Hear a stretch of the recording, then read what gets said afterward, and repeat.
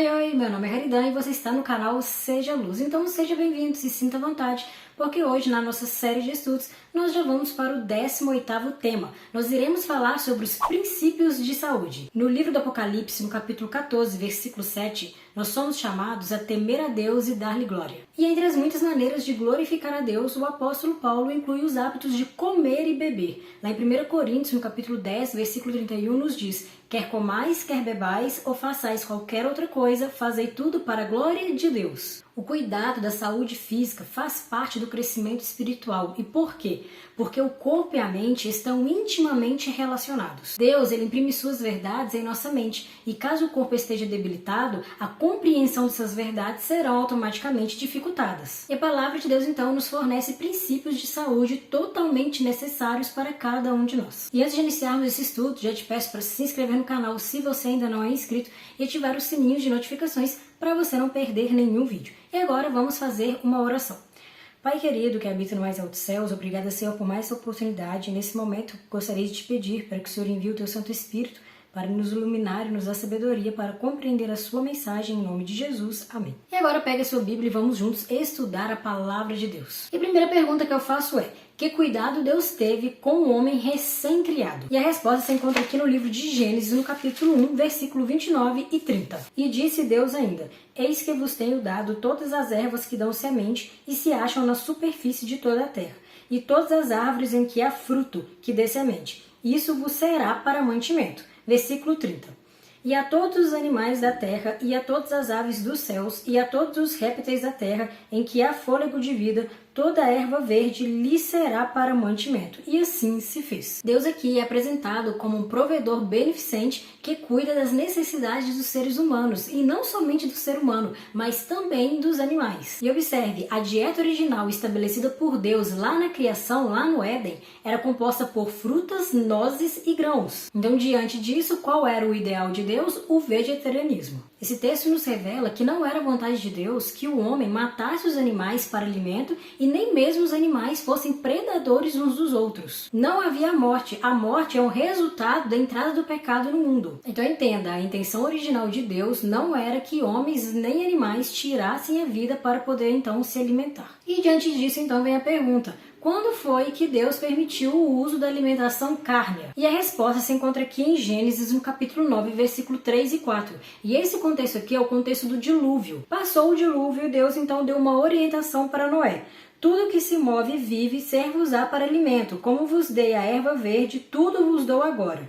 Carne, porém, com sua vida, isto é, com seu sangue, não comereis. Ou seja, Deus permitiu a alimentação carne após o dilúvio. Isso não significa que as pessoas passaram a comer carne, ingerir carne pela primeira vez nesse contexto. Significa que Deus, pela primeira vez, autorizou essa atitude. E por quê? Porque o dilúvio fez com que essa atitude se tornasse necessária. Foi durante um período emergencial. Mas eu volto a dizer, esse não era o ideal de Deus. Mais pra frente, lá em Êxodo, no capítulo 16, nós vemos ali que quando Deus libertou o povo do Egito, ele providenciou novamente para aquelas pessoas o alimento natural, o maná. Então o ideal de Deus sempre foi uma alimentação natural. E mesmo Deus permitindo o uso da carne, ele nos deu algumas orientações quanto a esse assunto. E a primeira restrição nós já vimos aqui no texto que nós lemos em Gênesis, no capítulo 9, versículo 4. Eles não podiam comer a carne com sangue. E essa é uma restrição bíblica, que serve também para nós hoje. E quais são as outras orientações que Deus nos deu? Se encontra lá no livro de Levítico, no capítulo 11. Esse capítulo de Levítico, ele nos traz ali as leis de saúde, os princípios de saúde. E observe o que nos diz aqui nos dois últimos versos, verso 46 e 47.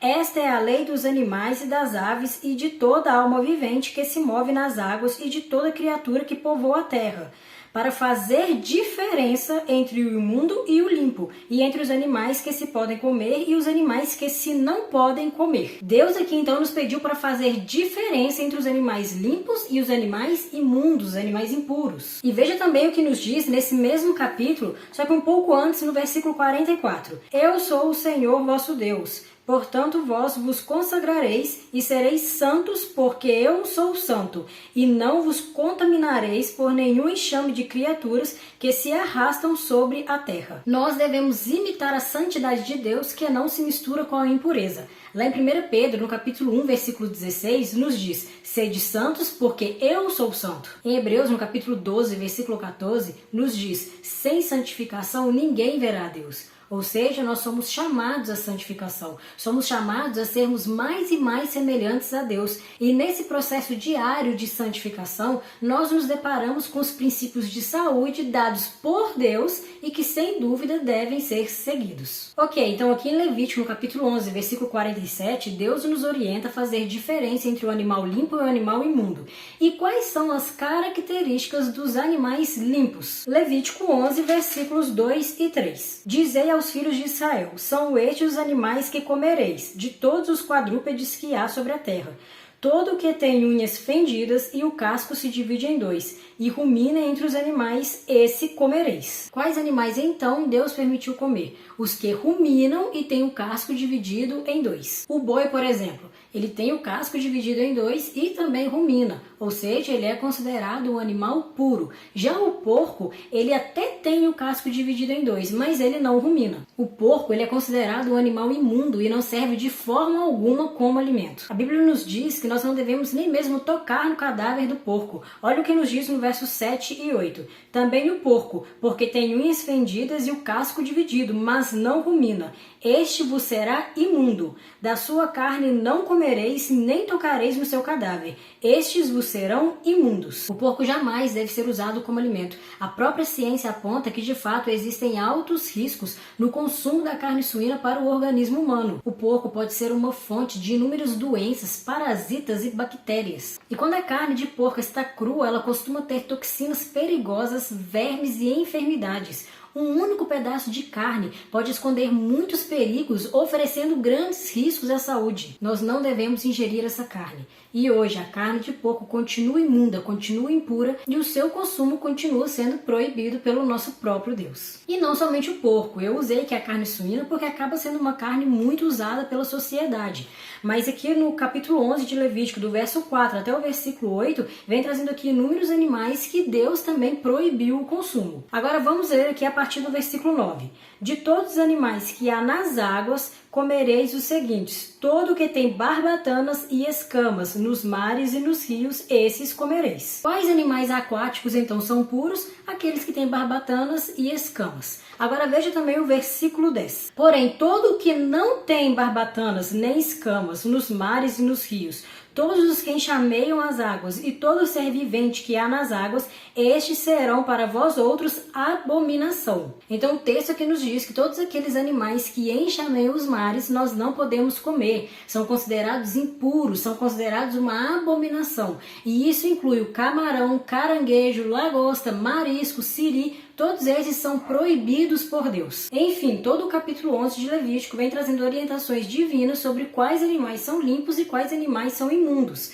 Então, por isso, vale muito a pena, após esse estudo, você está dando uma analisada, você está estudando de maneira mais profunda esse capítulo. Então, agora entenda, o melhor plano de alimentação para o ser humano se encontra em Gênesis, no capítulo 1, versículo 29 e versículo 30, que são as frutas, legumes, nozes, grãos, verduras, ou seja, uma alimentação mais natural, o vegetarianismo. Mas Deus, após o dilúvio, ele em um momento emergencial, ele permite a alimentação cárnea, mas ele permite com restrições. Nós não devemos consumir carnes imundas, nem seus derivados e nem os frutos do mar. Comer carnes imundas é pecado porque viola uma ordem divina. Mas por que Deus se preocupa com a nossa alimentação? E a resposta se encontra aqui em 1 Coríntios, no capítulo 6, versículos 19 e 20. Acaso não sabeis que o vosso corpo é santuário do Espírito Santo, que está em vós, o qual tendes da parte de Deus, e que não sois de vós mesmos? Versículo 20. porque fostes comprados por preço. Agora, pois, glorificai a Deus no vosso corpo. Ou seja, nós não somos donos do nosso corpo. O nosso corpo é o templo do Espírito Santo. O nosso corpo pertence ao nosso Deus Criador. Então é responsabilidade do cristão cuidar do corpo e mantê-lo em bom estado de saúde. Nós pertencemos a Deus acima de tudo devido à criação e em segundo lugar pela redenção. Tudo aquilo que nós ingerimos irá afetar de maneira positiva ou negativa a nossa mente, o que consequentemente irá interferir na nossa comunhão com Deus. Quantas e quantas doenças e vírus nós vemos por aí que são consequências de uma alimentação, de um estilo de vida desregrado? Inúmeras doenças poderiam ser evitadas se todos seguissem os princípios de saúde estabelecidos pelo nosso Deus. Ok, então até aqui nós falamos um pouco sobre a alimentação, mas o que a Bíblia nos fala sobre o uso de bebidas alcoólicas? Vamos lá em Provérbios, no capítulo 20, versículo 1. O vinho é escarnecedor e a bebida forte alvoroçadora. Todo aquele que por eles é vencido não é sábio. Veja também Efésios, capítulo 5, versículo 18. E não vos embriagueis com vinho, no qual há dissolução, mas enchei-vos do Espírito. O álcool é veemente proibido, condenado pela Bíblia, tanto no Novo como no Antigo Testamento. O álcool ele engana os sentidos, enfraquece a mente, definha o corpo, destrói lares, vicia, causa doenças crônicas e, acima de tudo, vai destruindo pouco a pouco a sensibilidade da mente para ouvir a voz de Deus. E diante disso, eu volto naquele texto que eu citei lá no início do estudo, 1 Coríntios capítulo 10, versículo 31. Quer comais, quer bebais, ou façais qualquer outra coisa, fazei tudo para a glória de Deus. E diante disso, qual é a boa notícia para aqueles que não conheciam o assunto que estudamos hoje? Atos capítulo 17, versículo 30. Ora, não levou Deus em conta os tempos da ignorância. Agora, porém, notifica aos homens que todos, em toda parte, se arrependam. Deus, ele não leva em conta os tempos de ignorância. Mas a partir do momento que o indivíduo ele passa a conhecer sobre algum assunto, Deus então o chama para uma transformação, para uma novidade de vida. Grande parte dos efeitos dos maltratos do corpo podem ser revertidos com um estilo de vida saudável, como por exemplo, dormir 8 horas por dia, ingerir a quantidade adequada de água, inalar ar puro, tomar sol, praticar exercícios físicos, praticar a temperança, ter uma alimentação saudável. E quando eu falo de alimentação saudável, não estou apenas dizendo que devemos tirar ali as carnes imundas como nós vimos no estudo de hoje, mas nós devemos eliminar da nossa vida tudo aquilo que nós sabemos que não faz bem para a nossa saúde. Lembre-se do ideal de Deus lá em Gênesis, capítulo 1, versículo 29 e versículo 30. É claro que ninguém consegue da noite para o dia fazer ali uma transformação, uma mudança completa na sua alimentação. É um processo, mas nesse processo é necessário o esforço. Precisamos pouco a pouco eliminando tudo aquilo que agride a nossa saúde e consequentemente afeta a nossa comunhão com Deus. Mas acima de tudo precisamos confiar em Deus,